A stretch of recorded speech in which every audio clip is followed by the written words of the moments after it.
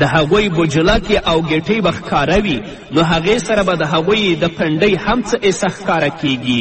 نو په دې وجه محمد رسول الله نه پوښتنه وکړه چې د ښځو به څه وي. فکیف یصنع النساء بزیولهن. نو نبی کریم صلی الله علیه وسلم وفرمیل ښځې په دې حکم کې داخلې نه دي. هغوی دې د سړو نه یو لیشت جامه زیاته ښکته کړي، هغې سره به ګیټۍ او بجلکې پټې شي.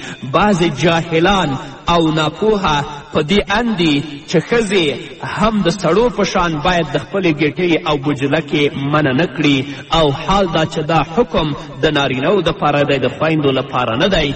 خویندې کولی شي چې هغوی خپلې بجلکې او خپلې ګیټۍ په پاجامه باندې پټې کړي. دا د هغوی لپاره ډیره د ستر خبره ده. همدارنګه د ابو داود حدیث دی. راوی د حدیث ابن ابي مليكة رضی الله تعالی عنه دی. عن ابن ابي مليكة رضی الله عنه قال قيل لعائشة أن امرأة تلبس النعل قالت لعن رسول الله صلى الله عليه وسلم الرجلة من النساء.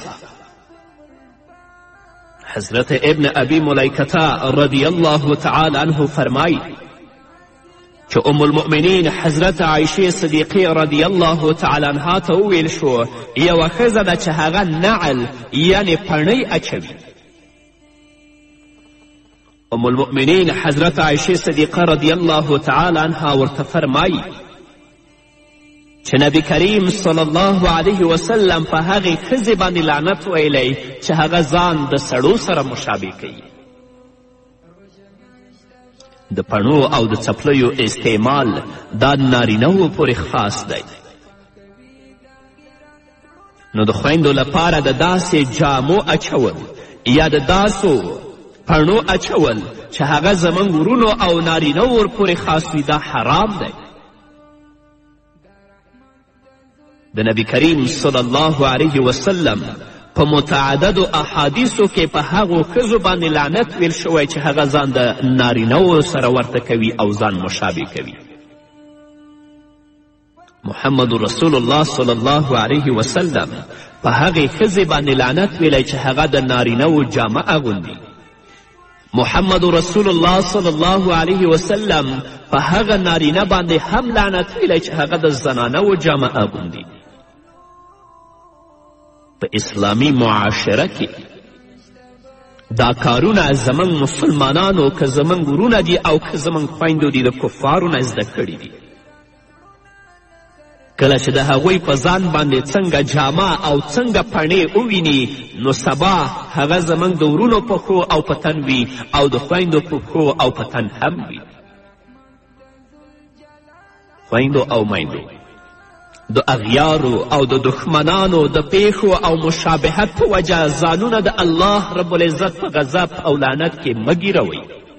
زموږ دین کې مستقل تهذیب دی، زموږ دین کې مستقله طریقه شته چې خویندې به څنګه جامې اغوندي، ورونه به څنګه جامې اغوندي او د دوی پڼۍ او د دوی پیزار به څنګه وي.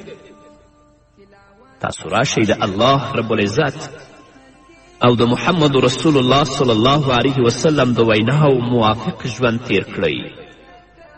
د هغه چا په لار چې تاسو په دنیا کې روانیږئ الله رب العزت به مو د قیامت په ورځ هم د هغو په صف کې حشروي. نن دی که د الله او د محمد رسول الله ومنله الله رب العزت به د آخرت په ورځ د خپلو نیکانو بندگانو په صف کې حشر کړي. الله به د هغو سره جنت ته ولیږي. هو که د هندوانو نه او د اسلام د دښمنانو نه متأثره شوې جامه د هغو په شان، اخلاق د هغو په شان، کردار و رویه د هغو په شان، الله رب العزت به د آخرت په ورځ د هماغو په صف کې حشروي. همدارنګه دیلمي او صاحب د کنز العمال د حضرت ابي امامه رضی الله تعالی عنه یو مرفوع حدیث را نقل کړی.